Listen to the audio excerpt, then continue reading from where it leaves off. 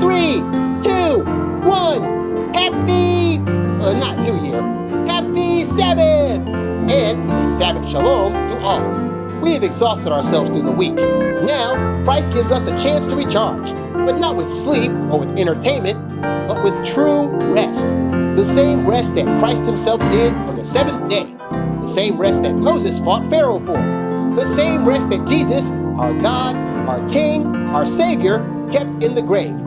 Let us prepare to welcome in the Sabbath day, the only day of the week with Emmanuel, Jesus with us. God bless you. Amen.